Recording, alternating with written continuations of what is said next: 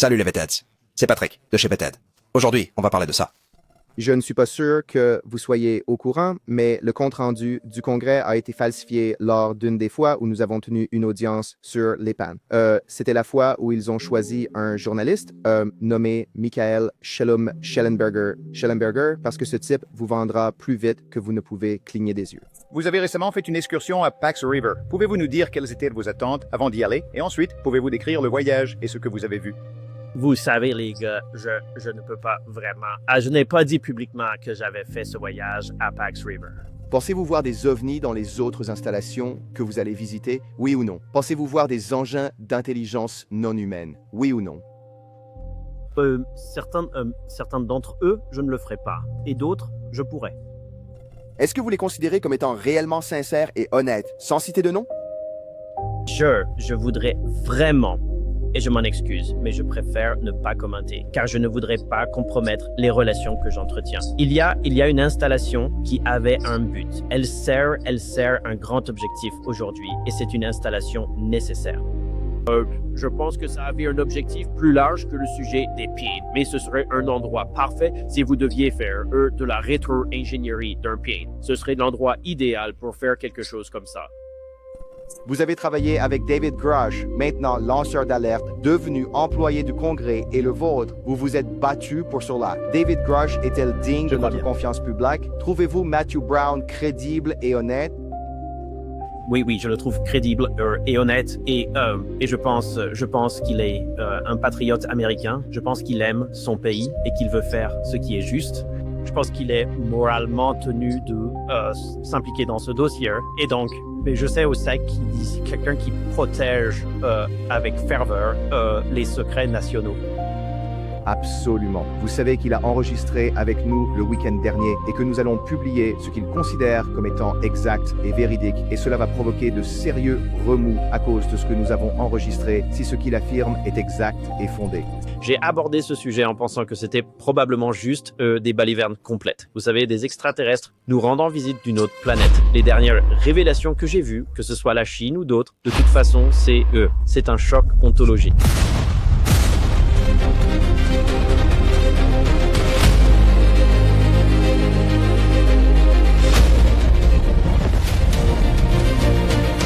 Bon, Vetheads, mettez un pouce bleu, ça aide vraiment les vidéos. Et bien sûr, si vous n'êtes pas encore abonné, abonnez-vous, les amis. Oh, et au fait, je vais recevoir mon bouton Play YouTube pour mes 100 000 abonnés cette semaine. Donc, je ferai une vidéo de déballage spécial ou un live, très probablement.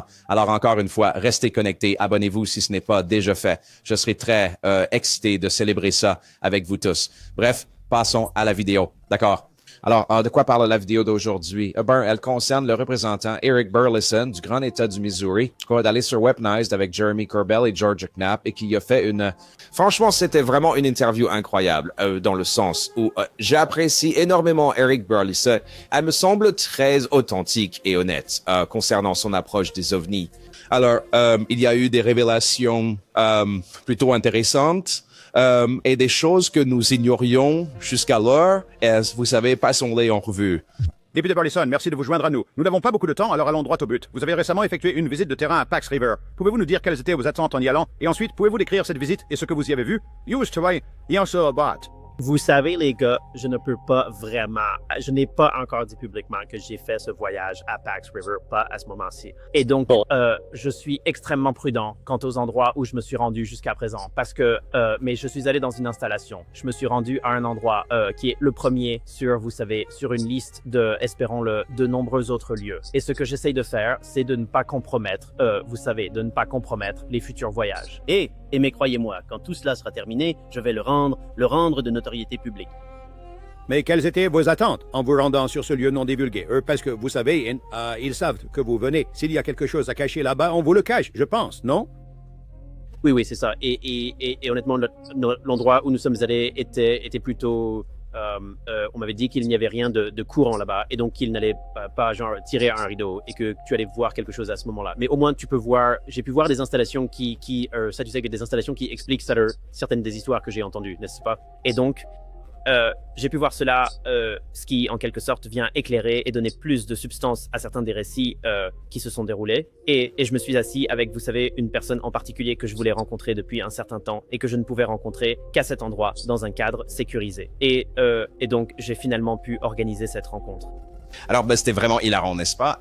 C'est la toute première question qu'ils ont posée au représentant Burleson. George Knapp est arrivé de manière très directe, ce qui était assez amusant. On peut voir qu'il y a eu un petit montage juste après ça, et puis ils sont revenus à en parler. Clairement, ce n'était pas une si grosse affaire. Ils l'ont mis dans l'épisode final, n'est-ce pas? Ils auraient pu très bien le retirer. Mais j'ai trouvé ça hilarant d'emblée. Bon, les gars, je n'ai pas encore rendu ça public, alors je suppose que le secret est éventé, n'est-ce pas? Eric Burleson est parti pour un endroit qu'on appelle Pax River. C'est dans l'État du Maryland. Là, il y a toute une histoire, une légende dans la communauté OVNI qui prétend que cette structure, un hangar d'avion ou quelque chose du genre, aurait été construite spécifiquement pour abriter un OVNI, n'est-ce pas? Et ensuite, ils l'ont transféré, ils l'ont sorti de là, et ça impliquait Robert Bigelow, et la BAVSAP et tout ça, Lockheed Martin aussi, et apparemment la CIA y a mis fin. Je ne sais pas, et certaines personnes disent que ce n'est même pas la bonne histoire, donc vous savez, comme toujours, qui sait? Mais comme vous pouvez l'entendre dire à Eric Burleson, n'est-ce pas, genre, il y a d'autres raisons de venir ici. Et vous savez, j'y ai réfléchi moi-même. Genre, qu'est-ce qu'il pense qu'il va se passer? Ils vont lui montrer un ovni, non? Du genre, oui, voici le grand secret que nous gardions, monsieur le représentant Orca. Non, mais ça aide à clarifier certains récits et on commence à penser, c'est pour ça qu'il pense ça, ou c'est ce que c'est, ou ça, où on rencontre des gens. Vous savez, ça ne peut pas être mauvais, n'est-ce pas? Alors, je suis content que le représentant Eric Burleson fasse ses voyages. Et apparemment, c'est le premier d'une longue série. Et en gros, il essaie de ne pas trop en parler pour pouvoir en faire d'autres, n'est-ce pas? Parce que si d'autres endroits commencent à le savoir, il pourrait dire, oh, on ne veut pas qu'il vienne ici. C'est juste un cirque, n'est-ce pas? Alors, il peut aller parler d'OVNI dans des podcasts et tout, n'est-ce pas? Alors, c'est vraiment très intéressant et ils n'arrêtent pas d'en parler. Vous savez, ils continuent de théoriser sur ce Pax River, sur la raison principale pour laquelle Eric Burleson y est allé, en fait. Puis-je vous demander ceci? Alors, le monde a rapporté que vous êtes allé à Pax River. Vous ne l'avez pas dit, mais le monde l'a déjà rapporté. C'était leur supposition. Et je sais que vous essayez d'être protégé, car il semble que vous ayez accès à d'autres installations dans un futur proche. Et je sais que vous nous direz ce que vous voyez ou ne voyez pas. Mais si je devais faire une supposition, des gens vous ont dit qu'il existait un complexe de 10 millions de dollars qui avait été construit pour contenir des engins d'intelligence non humaine ou des fragments de ces engins qui provenaient d'un transfert de Lockheed Martin après son échec avec la AWSAP, en fait. Quelque chose dans ce genre. Peut-être que je me suis trompé. Mais quand vous dites que vous vous êtes entretenu avec quelqu'un, le ton était-il que les ovnis existent vraiment et que notre gouvernement a mené des recherches à leur sujet? Ou le ton était-il que les ovnis ne sont pas réels et que nous n'avons pas mené de recherches à leur sujet?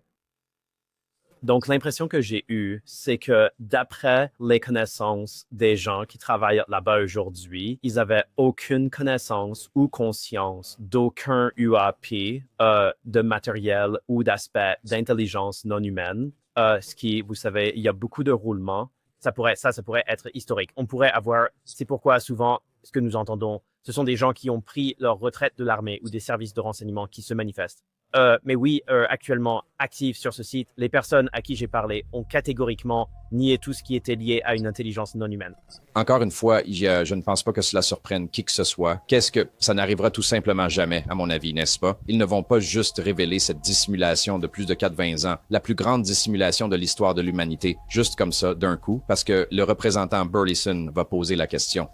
Donc, je pense que créer cette attente est un peu ridicule. Et je ne dis pas que c'est ce que fait le représentant Eric Burleson. Il fait preuve de diligence raisonnable. Il doit demander, car on ne sait jamais ce qu'on peut obtenir de ces questions, n'est-ce pas? Alors, et encore une fois, cette histoire de Lockheed Martin, AWSAP, qui est censée être à l'origine de tout cela, je me souviens que ça avait déjà été évoqué quand cette information est sortie, parce que Lou Elizondo en a témoigné, ce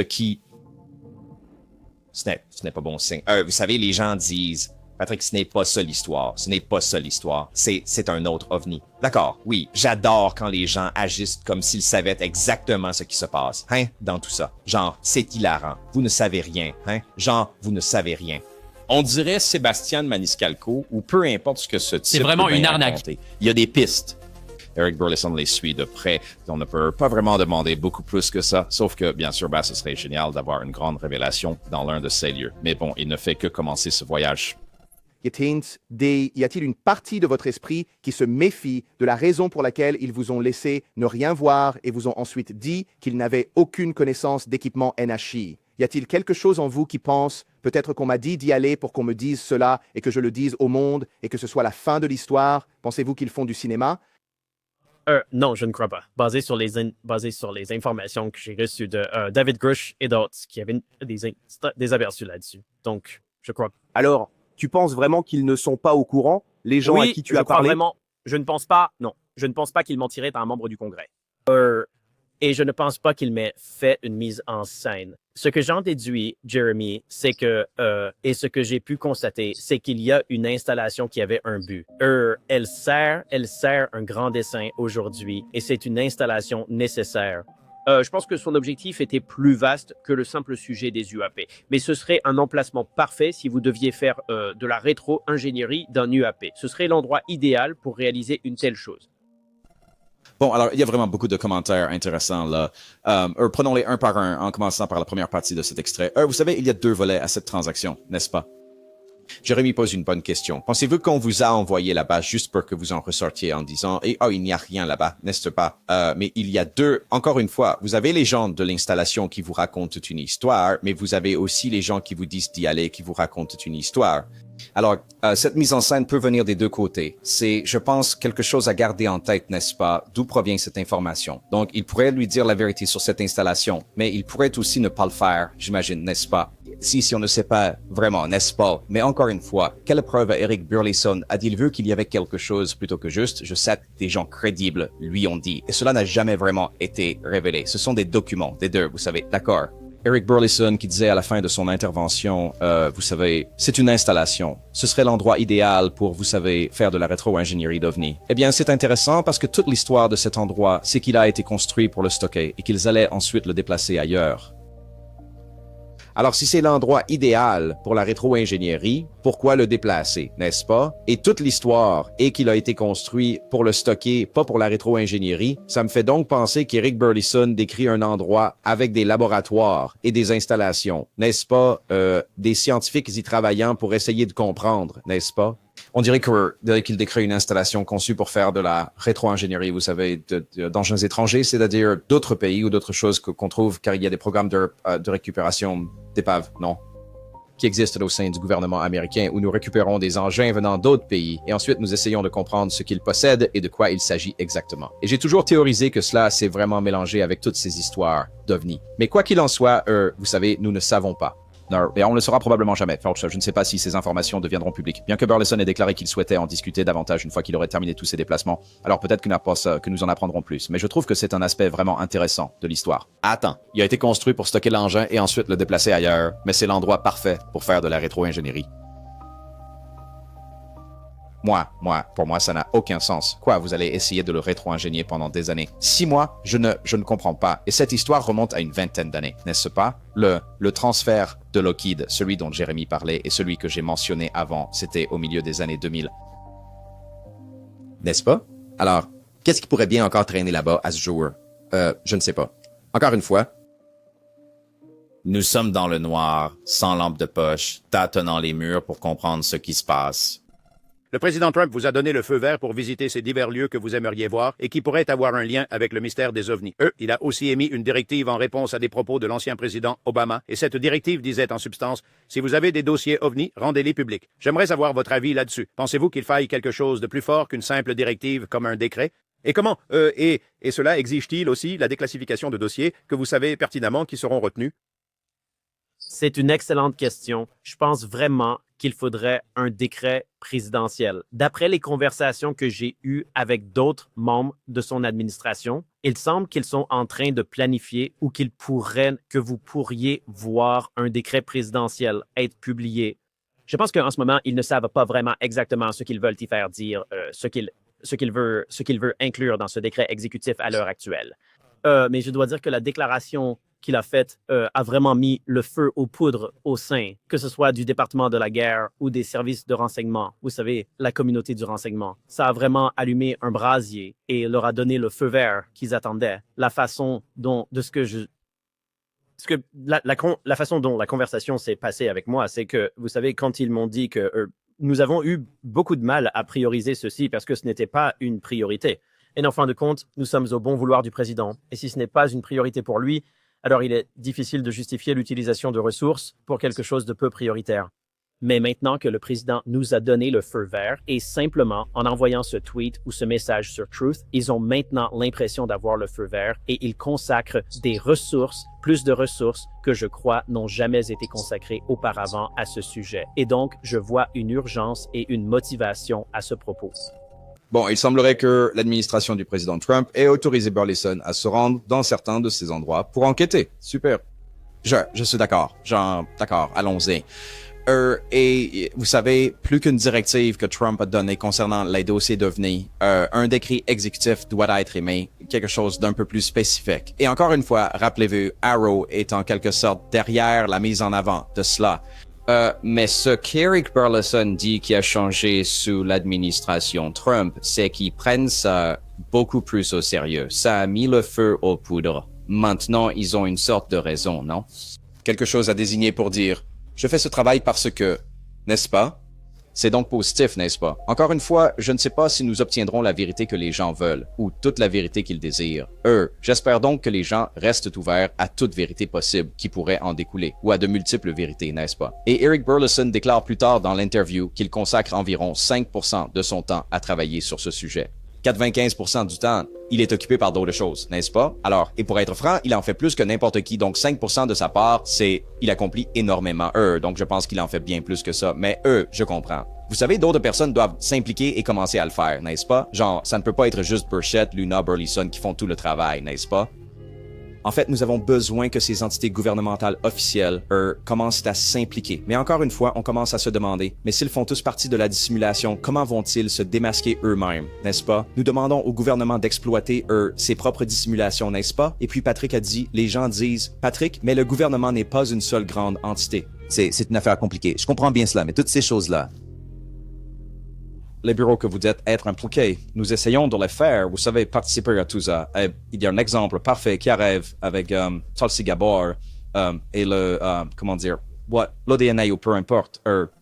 Est-ce que vous estimez que Matthew Brown est une personne crédible et honnête? Oui, absolument. Oui, je le trouve absolument crédible et honnête et je crois qu'il est c'est un vrai patriote américain. Je pense qu'il aime son pays et qu'il souhaite faire ce qui est juste. Je pense qu'il est moralement tenu de s'engager sur cette question et donc je le connais aussi comme quelqu'un qui protège avec une ferveur inébranlable les secrets d'État. Oui, c'est absolument ça. Vous savez qu'il a enregistré avec nous le week-end dernier et que nous allons publier ce qu'il a cru et enregistré si ce qu'il dit est exact et vrai. Ma question suivante est, trouvez-vous l'ODNI, les soldats, les agents sur la question des UAP en ce moment pour Tulsi? Tulsi est à part. Tulsi est une dure à cuire. Je fais confiance à Tulsi. Faites-vous confiance à l'ODNI, aux agents qui s'occupent actuellement du dossier des UAP, avec lesquels Matthew Dellenbarland et de nombreuses autres personnes ont dû s'entretenir? Les considérez-vous comme sincères et honnêtes, sans mentionner de nom? Je m'excuse, mais je ne souhaite vraiment pas. Je vais m'abstenir de tout commentaire, car je ne veux pas mettre en péril les relations que j'entretiens. Bon, alors là, il y a quelques points assez intéressants à aborder ici. Premièrement, il semblerait que Jeremy Corbell et George Knapp aient déjà enregistré une interview avec Matthew Brown qui est sur le point de sortir et dans laquelle, je suppose, ils vont lancer des allégations ou des accusations concernant des crimes. Et si cela s'avère vrai, ça risque de pas mal secouer les choses. J'ai vraiment, vraiment hâte de voir ça. Je ne pense pas que Matthew Brown ait donné d'interview depuis la dernière interview de Weaponized. C'était il y a un an. Alors d'accord, oui, j'ai vraiment hâte de voir ça. Je vais absolument en parler ici sur la chaîne. Je suis très curieux de voir ce qu'il va dire. Et vous savez, encore une fois, et puis ça revient avec l'ODNI et Tulsi Gabbard, n'est-ce pas? C'est exactement de ça que je suis en train de parler, n'est-ce pas? Donc, vous savez, la CIA, le FBI, la NSA, tous ces différents groupes, la NASA, enfin, peu importe. Oui, c'est ce qui va se passer. C'est comme si les gens pouvaient dire, eh bien, ce type a fait confiance. Mais vous savez, ces gens, ils sont de mauvaise foi, ils sont malhonnêtes, vous savez. Donc, je pense, encore une fois, essayer d'obtenir de l'entité que vous croyez dissimuler cela, de le révéler pour vous. Je ne vois pas comment cela va fonctionner. On dirait que ce ne sera qu'une bataille d'allégations et d'accusations. Et il a dit, elle a dit. Et on a des preuves. Et puis les gens disent, les preuves ne sont pas suffisantes. Et vous savez, on ne fait que regarder. On est tous dans la galerie des spectateurs ici, juste, vous savez, à se croiser les bras parce que vous savez qu'est-ce qu'on va faire. Vous savez, qu'est-ce que je vais faire physiquement et aller sur le terrain, n'est-ce pas?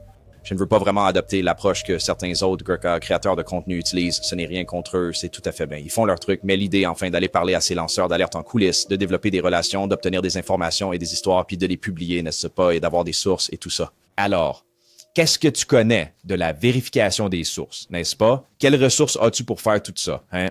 Et ensuite, tu vas utiliser d'autres personnes que tu as rencontrées pour vérifier tes sources en coulisses. Genre, tu ne les as même pas vérifiées, n'est-ce pas? En fait, tout est une question de des gens qui construisent la confiance en coulisses, dont vous n'entendez jamais parler ou dont vous ignorez tout, et vous ne savez pas comment ils établissent cette confiance. Bon, avec tous ces initiés, tous ces gens qui sont dans le secret, qui tirent des ficelles en coulisses. Alors, encore une fois, bienvenue dans ce joyeux bordel, vous savez. Mais bon, encore une fois, j'attends avec impatience cette interview avec Matthew Brown et ce qui en ressortira. C'est sûr, je respecte les gens qui sont sur le terrain et font le travail, n'est-ce pas? Comme les Jeremy Corbell, les George Knapp, vous savez, qui vont sur le terrain et font un travail que je ne ferai pas clairement. Alors, il faut bien que quelqu'un le fasse et ils vont essuyer des critiques et ça fait juste partie du jeu. Est-ce que ça va vraiment aboutir à quelque chose? Je ne sais pas. Vous savez, je me dis que quelque chose, c'est quand même mieux que rien. On ne peut pas vraiment savoir si on n'essaie pas non plus, n'est-ce pas, pour être honnête? C'est un peu le genre de choses où, super, vous savez, ils ne vous demandent pas de faire quoi que ce soit, ni à moi, n'est-ce pas? Alors, laissez-les faire, et si on obtient quelque chose, on pourra les remercier plus tard de l'avoir fait. Je le dis clairement, je ne fais pas confiance à ce qui se passe à l'ODNI sous le nez de Tulsi. C'est une opinion personnelle, mais une opinion éclairée. Donc, clairement, tout ce qui, d'après ce que j'entends, va être inclus dans cette interview de Matthew Brown. À mon avis, c'est, vous savez, l'ODNI, et non pas Tulsi Gabbard, mais plutôt les personnes qui travaillent sous sa direction. Mais encore une fois, il faut bien se rappeler que tout commence par le leadership, n'est-ce pas? Tout commence par le leadership. C'est juste comme ça, n'est-ce pas, sir? Alright, si Tulsi Gabbard est digne de confiance, mais pas ses soldats, alors Tulsi Gabbard ne fait pas du bon travail, car elle met en place, citation, des soldats qui ne sont pas dignes de confiance, n'est-ce pas? Vous voyez pourquoi je trouve cela intéressant? Je veux dire, il faut blâmer les dirigeants, le leadership. Tout revient toujours au leadership. Si vous avez déjà été un leader dans un domaine ou un poste, n'est-ce pas, où vous avez été le patron ou le chef, vous savez que tout commence et finit avec vous, n'est-ce pas? J'ai été un leader et un patron dans mon domaine, dans l'industrie alimentaire, avant, n'est-ce pas, où j'ai géré des restaurants haut de gamme. J'avais ma propre entreprise alimentaire, 3 emplacements, traiteur, tout ça. La responsabilité m'incombe entièrement. Si quelque chose échoue, c'est ma faute, n'est-ce pas? C'est comme ça que ça marche. S'il échoue, c'est parce que j'ai fait quelque chose ou que je n'ai rien fait ou que je dois m'en occuper. Et si j'en suis conscient et que je ne m'en occupe pas, comment ne pas en être responsable, n'est-ce pas? Donc, je pense que Jeremy essaie de trouver un équilibre, ce que je vois qu'Eric Burleson fait aussi. Donc, je ne sais pas, vous savez où nous en sommes, mais je pense que c'est de cela que va traiter cette interview de Matthew Brown, rien qu'en me basant sur cet entretien-ci. Et il y a aussi un autre extrait qui donne des indices potentiels sur ce qui va arriver dans cette interview de Matthew Brown. Devrions-nous, George et moi, avec des lanceurs d'alerte, révéler des crimes qui ont été commis concernant la dissimulation des pannes si nous savons et pouvons prouver qu'il y a eu des crimes mortels liés aux pannes? Devrions-nous, George Knapp et moi, divulguer cela? Devrions-nous le dire? Absolument. Je suis entièrement favorable à la transparence et je pense que si vous détenez des informations, vous devriez absolument les rendre publiques. Tenons. Oui, si vous avez des preuves concrètes qu'un individu a bel et bien commis un crime. En public? Ouais, je veux dire, vous êtes la presse. C'est pourquoi nous avons besoin du 4e pouvoir, donc. Et je pense, encore une fois, c'est ce qui, je crois, va ressortir de cette interview de Matthew Brown. Et on dirait qu'il reçoit juste du soutien, n'est-ce pas? Jeremy demande, dois-je révéler ces choses? Dois-je en parler ouvertement? Vous savez, Eric Burleson dit, oui, si vous avez des preuves, c'est un point clé. Des preuves pour étayer ce que vous dites, absolument. Parce que beaucoup de gens aiment lancer des noms dans cette communauté sans aucune preuve ou avec les preuves les plus merdiques que vous ayez jamais entendues. Elle disait simplement, hey, je veux un nom dans un livre, dans un document auquel j'étais lié, donc ils sont responsables de tout ça. Et ensuite, ils lancent les accusations les plus folles contre quelqu'un, mais en même temps, ils se plaignent que les lanceurs d'alerte sont harcelés et menacés, n'est-ce pas, alors qu'eux-mêmes harcèlent et menacent des gens sans aucune preuve.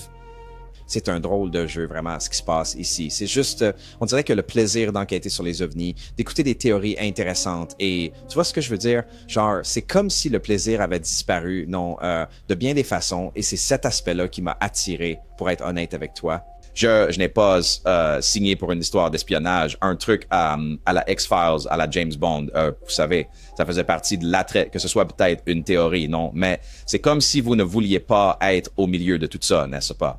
J'adore regarder le sport, mais je n'essaie pas d'être sur le terrain. Mais c'est vrai, certaines bonnes personnes doivent être sur le terrain. Alors bravo à elles et nous verrons ce qu'il en adviendra. Et encore une fois, c'est un peu ma théorie de ce qui ressort de cette interview de Matthew Brown, basée uniquement sur les commentaires de cette interview. Ouais. Je veux dire, regardez, c'est très simple. C'est des maths. Quelqu'un ment. Soit c'est David Grush et Matthew Brown et Dylan Borland et Eric Davis et Sal Putoff et Jay Stratton. Et vous pouvez nommer toute la liste où c'est l'ODNI qui ment. Donc la question se pose. Et pas Tulsi, mais ses soldats. Encore une fois, c'est... Surtout ça, je suis d'accord avec Jeremy, non. Quelqu'un ment, donc quelque chose se passe. Et il pourrait y avoir plusieurs variantes. Tu sais, toutes les personnes qu'il a nommées pourraient mentir sur certaines choses, mais pas sur tout, non. Et l'ODNI aussi. Certaines choses, oui, mais pas l'intégralité. Ça pourrait être un mélange de tout ça. Les deux camps pourraient très bien mentir. Vous savez, c'est pour cette raison que tout se résume aux preuves. Ainsi, vous n'avez pas à vous demander si cette personne ment ou si l'autre. Les preuves parlent d'elles-mêmes. Où les preuves vous mènent-elles? N'est-ce pas? C'est d'une simplicité déconcertante. C'est pourquoi des preuves résoudraient toute cette affaire. C'est pourquoi la présentation d'un corps extraterrestre réglerait toute cette histoire, n'est-ce pas? Mais nous en sommes là, c'est la situation actuelle. Vous avez travaillé avec David Grush, maintenant un lanceur d'alerte qui est devenu un employé du Congrès et le vôtre. Vous vous êtes battu pour cela. David Grush était digne de notre confiance publiquement? Je crois bien. Je pense que oui, et vous savez, il a vraiment traversé des moments difficiles et je pense vous savez, les gens pensent que je dirais qu'il y a une idée qui circule qu'ils vont essayer de faire passer en disant « Oh, tous ces gars essaient juste d'arnaquer les gens et de se faire de l'argent. » Et je peux vous dire de première main que ce n'est absolument pas le cas. Ils ont fait d'énormes sacrifices financiers et cela ne leur a absolument pas profité. Je pense la réponse d'Eric Burleson à est-ce que David Grush est digne de confiance était intéressante. En fait, Jeremy Corbell lui a demandé à deux personnes différentes, n'est-ce pas? Matthew Brown, est-il digne de confiance? Et la réponse d'Eric Burleson à Matthew Brown a été, oui, si vous savez, il protège des secrets nationaux. Il a vraiment parti, il n'y avait aucune ambiguïté, ce qui est, vous savez, comparé à la manière dont il a répondu à David Grush, c'est assez intéressant parce qu'il a répondu « Oui, je crois bien, vous pensez vraiment ?» Et puis en fin de compte, tout se résume à dire que David Grush a vécu beaucoup de choses difficiles. Qu'est-ce que ça veut dire? Ça ne veut pas dire qu'elle est digne de confiance. Je ne dis pas que David Grush ne l'est pas. Je dis juste, vous savez, d'accord, qu'il n'est pas là pour le gain financier. Mais qu'est-ce que ça veut dire? Encore une fois, j'ai juste trouvé ces différentes réponses intéressantes. Elle ne semblait juste pas aussi convaincue que David Grush ne l'était pas, et David Grush travaille avec Eric Burleson depuis tout ce temps, n'est-ce pas, en tant que membre du personnel. Donc, il se pourrait qu'il ait eu plus d'exposition à David Grush qu'à Matthew Brown. Mais encore une fois, vous savez, comme je l'ai toujours dit à ce sujet, vous racontez assez d'histoires aux gens et que rien ne se passe après ces histoires, vous commencez à perdre confiance. Et vous ne pouvez compter que sur « Eh bien, j'ai été menacé, des choses me sont arrivées, je ne suis pas là pour un gain financier, pour vraiment vous soutenir. » N'est-ce pas? Vous allez recevoir de la sympathie, mais et toutes ces choses, ça va dire, sont horribles. Rien ne devrait arriver à ces gens. David Grush, Matthew Brown, aucun de ces gars, n'est-ce pas? Bien sûr, nous ne voulons pas qu'il leur arrive quoi que ce soit à eux ou à leur famille, n'est-ce pas? Tout ça est ridicule. Absolument pas. Tout tourne autour des preuves concernant ces allégations fantaisistes. C'est bien pour cela que nous sommes tous ici, n'est-ce pas? Mais je pense simplement, encore une fois, que si vous... Disons qu'il y a un loup et les gens viennent et il n'y a pas de loup. Combien de fois peux-tu faire ça avant que les gens ne... L'ignorer complètement, n'est-ce pas? Alors je me demande sincèrement combien de temps cette situation va pouvoir durer. À moins que des preuves absolument irréfutables ne soient présentées, ça va inévitablement se terminer en véritable désastre, n'est-ce pas? Et bien entendu, les gens ne manqueront pas de crier à la dissimulation. Les gens diront qu'on ne peut pas faire confiance, ceci ou cela. Il y aura toutes les excuses possibles, regarde, pour expliquer pourquoi ça ne se passe pas comme les gens l'ont prétendu, n'est-ce pas, qu'il y a cette dissimulation massive. Nous faisons de la rétro-ingénierie d'OVNI. Nous avons des vaisseaux, nous avons des corps, nous avons toutes ces... Et ça ne s'arrête pas là, hein? Genre, des labos travaillent avec des extraterrestres, on a des accords, on a les hits. Ce sont juste les histoires les plus folles que vous ayez jamais entendues.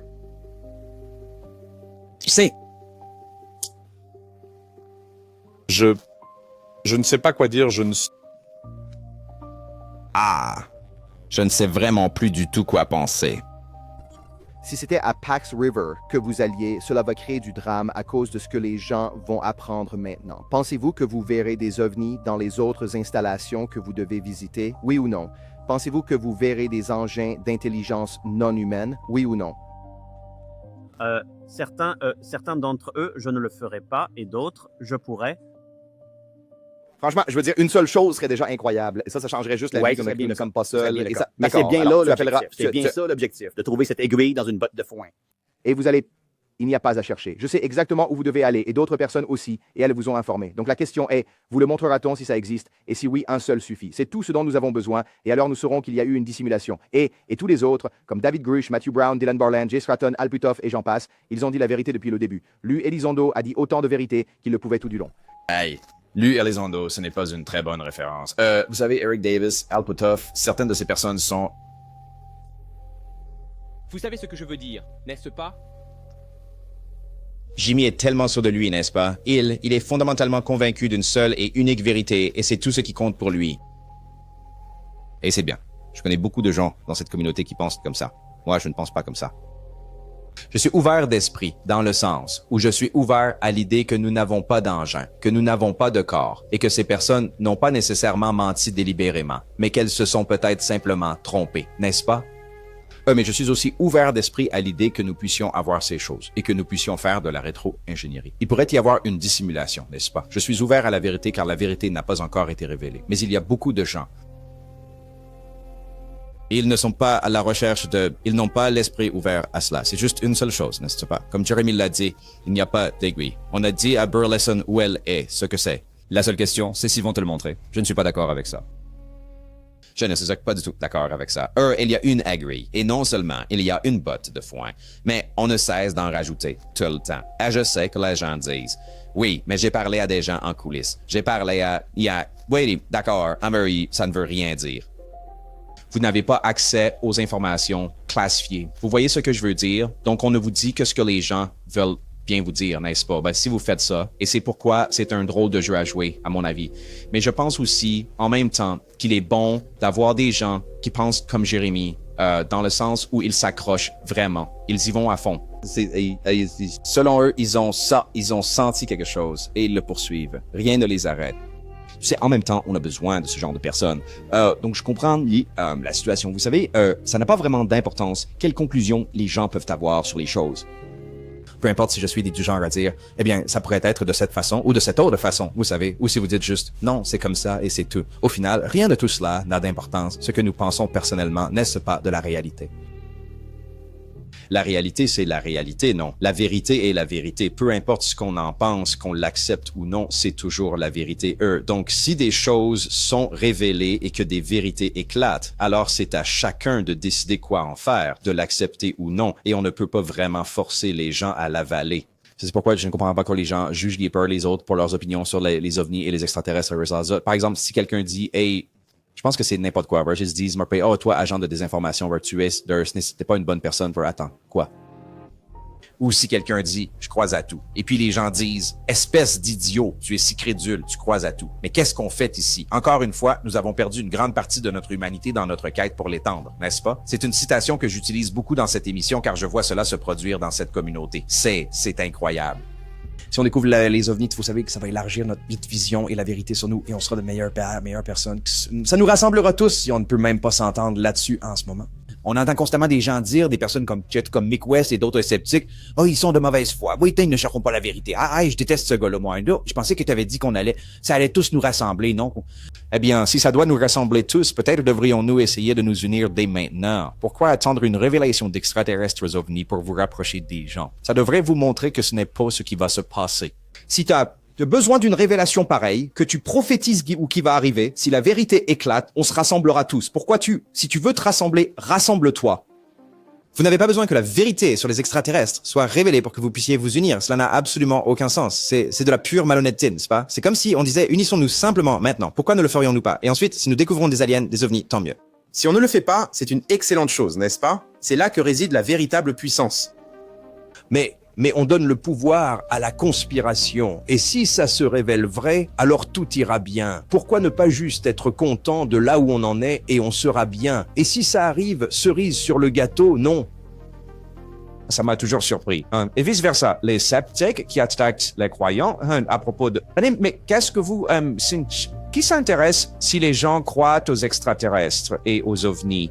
C'est pourquoi ça vous dérange? Croyez ce que vous voulez, que chacun croit ce qu'il désire. Entendons-nous tous, n'est-ce pas? C'est tout. C'est vraiment tout ce qui devrait importer au bout du compte. C'est pourquoi. C'est mon avis.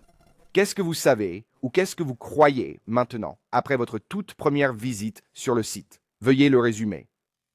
Ce que je pensais en abordant ce sujet, c'est que c'était probablement juste comme des balivernes complètes, qu'il n'y avait pas d'intelligence non humaine ou, vous savez, d'extraterrestres nous rendant visite d'une autre planète.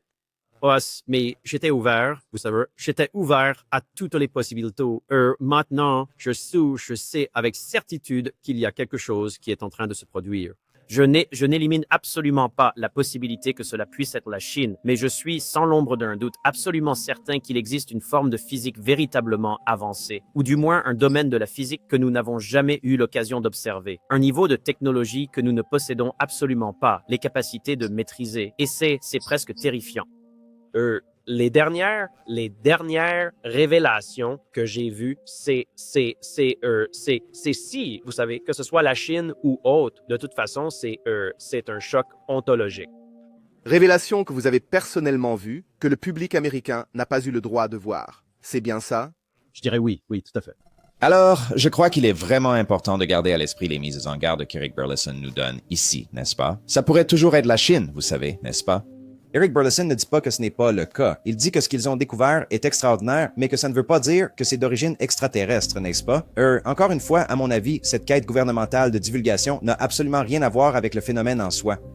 Cela ne réfute pas nécessairement l'un, ni ne prouve l'autre. Je pense que c'est important de garder ça à l'esprit, n'est-ce pas? Est-ce que vous voulez mettre tout votre enthousiasme, ou nous, ou moi, ou vous, ou peu importe, sur juste la technologie avancée de chez nous ou d'un autre pays, n'est-ce pas? C'est ça, vous savez, tu vois ce que je veux dire, et je ne pense pas que toutes ces autres personnes sachent que ce n'est pas ça non plus. Vous entendez des gens comme Eric Davis, tous ces gens dire, ce n'est pas la Chine, ce n'est pas la Russie, vous n'avez aucune idée.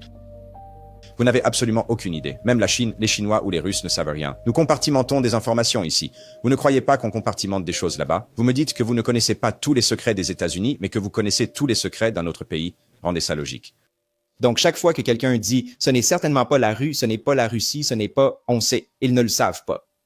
Ils ne le savent pas. Personne ne le sait. Et Eric Burleson maintient les mêmes règles du jeu. J'apprécie vraiment cela. Je respecte beaucoup ça. Je suis content qu'il ajoute toujours ses mises en garde. Et je pense que les gens ne le remarquent pas. Soit, vous savez, volontairement ou peu importe, n'est-ce pas? Rien pour briser l'illusion ou la désillusion de tout cela. Mais encore une fois, je suis ouvert d'esprit au final. Je suis vraiment ouvert d'esprit. C'est ce que signifie être ouvert d'esprit.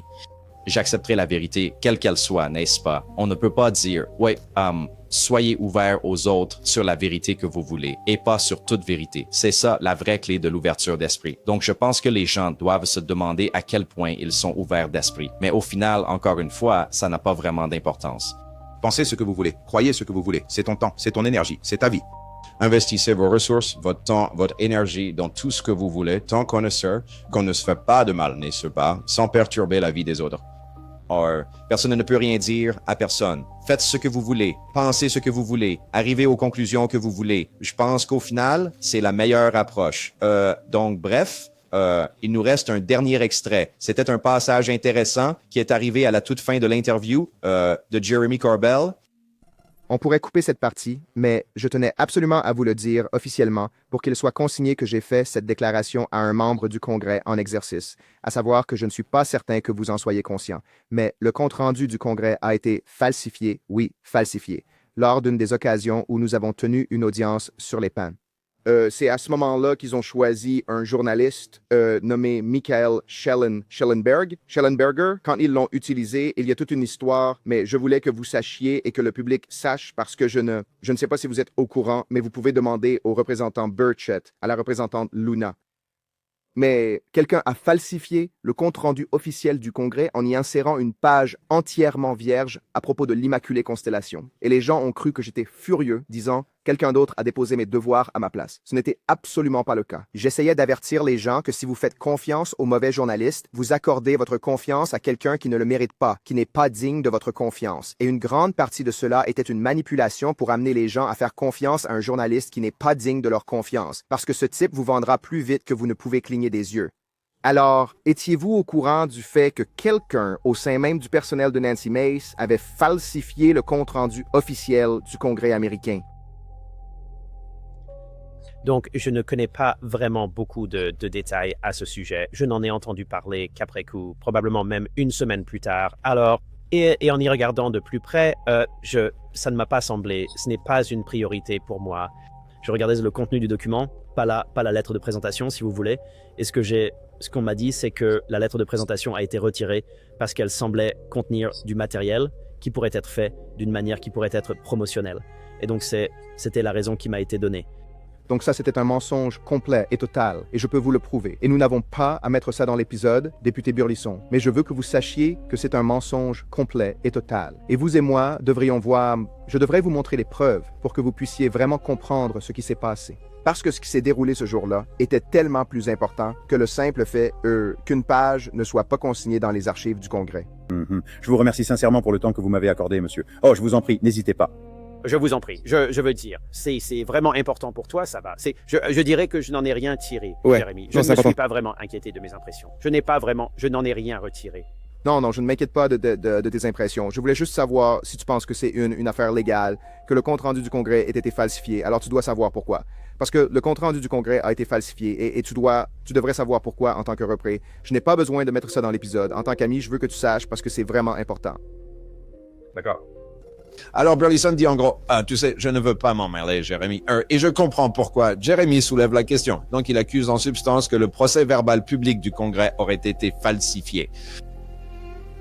Alors, ça soulève la question, quoi d'autre a été falsifié et quelles autres informations ont été falsifiées, n'est-ce pas? Je pense que Jérémy doit comprendre les implications de cette allégation, car si vous dites que le registre du Congrès a été falsifié, eh bien peut-être que des documents ou des choses que vous avez vues, dont d'autres vous ont parlé, sont aussi falsifiés, n'est-ce pas? Si vous mettez en place un bac à sable où des choses peuvent être falsifiées au sein du gouvernement, alors peut-être que les preuves ou les témoignages que vous avez obtenus d'autres personnes ont aussi été falsifiés. Voyez, c'est ça le problème. Ça marche dans les deux sens. Les gens aiment brandir une épée, mais ils ne réalisent pas que ça coupe des deux côtés, n'est-ce pas? Donc, vous savez, c'est peut-être vrai ce que Jérémy est en train de dire, et je vois très bien de quoi il parle, mais les fameux documents de Schellenberger, la constellation immaculée avec Matthew Brown, et les tirs qui ont été faits contre Schellenberger, n'est-ce pas? Il s'en prend à Schellenberger, ce qui, vous savez, Schellenberger ne s'est pas rendu service dans The Joe Rogan Experience récemment quand il a été interviewé. Ça a bien commencé, mais ensuite, il a juste commencé mourir sur des collines, les plus étranges qui soient. Vous savez, des sujets qui sont en gros du même acabit que les affaires de Jeffrey Epstein. J'étais juste là. Mais qu'est-ce que tu fais? Genre, pourquoi? Qu'est-ce que tu fais? Non, ce n'est pas qu'il défendait Jeffrey Epstein, mais il n'était pas comme... C'était juste des causes étranges à défendre. Et ça ne l'a pas servi, à mon avis. Donc, vous savez, je pense que Schellenberger a ses propres soucis quand il s'agit de ça. Alors, tu sais, oui, les gens le critiquaient énormément pour les nombreux commentaires qu'il avait faits. Et on voyait bien que Joe en avait juste marre. Je ne comprends pas pourquoi vous ne me laissez pas terminer ce que je dis. Parce que ça seul est bizarre. On a terminé avec lui à la fin de l'interview. Mais dites-moi ce que vous en avez pensé dans les commentaires. Je vais vous mettre un lien ci-dessous vers l'interview complète. Il y a beaucoup plus de choses dans cette interview que nous n'avons pas pu aborder, donc je vous recommande vraiment d'aller la regarder. Elle a énormément de vues en ce moment, donc il est clair que les gens étaient intéressés par cette interview. Elle est clair que les gens sont intéressés par cette nouvelle interview de Matthew Brown qui va être publiée. Moi aussi d'ailleurs, n'est-ce pas? Que vont-ils dire? Qu'est-ce qui va sortir? Je veux dire, clairement, ça va impliquer, vous savez, des crimes, des dissimulations, des ovnis, ce genre de choses. Non, mais il faudra attendre et voir. Est-ce qu'ils vont dire, hey, l'ODNI fait taire les lanceurs d'alerte? Vous savez, ils ont dépassé les bornes, ils ont enfreint des lois, des choses mieux comme ça. Ce serait mon avis. Vous savez, je pense que ça va tourner autour de ça, faire taire les lanceurs d'alerte, vous savez, essentiellement. Mais il faudra attendre et voir. Donc, de toute façon, le lien est en bas. Dites-moi ce que vous en pensez en bas dans les commentaires. Et n'oubliez pas, j'aurai mon bouton Play YouTube cette semaine dans les prochains jours. Donc, on fera un live et on l'ouvrira pour que tout le monde puisse le voir et on fêtera ça. Allez, à la prochaine. N'oubliez pas, mes potes, chaque jour est un cadeau. La paix. Salut Pat, je voulais juste te dire un immense merci pour tout ce que tu fais, mec.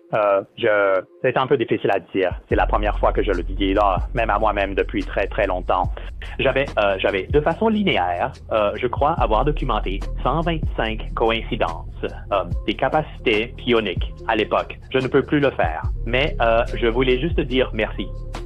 Tu es authentique. Je ne vois pas comment mieux l'expliquer. Tu dis ce que nous pensons tous. Et c'était vraiment rafraîchissant de ne pas entendre vous savez, de conneries. Et oui, mec, beaucoup de gens ont grandi en te regardant et je veux juste te remercier énormément vous savez, d'être toi-même, de rester toi-même et de dire les choses telles qu'elles sont. Je pense que beaucoup de gens n'auraient pas les yeux ouverts, vous savez, si vous n'aviez pas fait ça. Et beaucoup d'entre nous voient des schémas maintenant où nous reconnaissons une sorte de faux drapeau. Alors merci beaucoup, mec. Et j'adore le fait que tu portes ce sweat vérifié. Et si vous me reconnaissez dans les commentaires, je m'appelle Decker. Merci infiniment, Pat, encore une fois.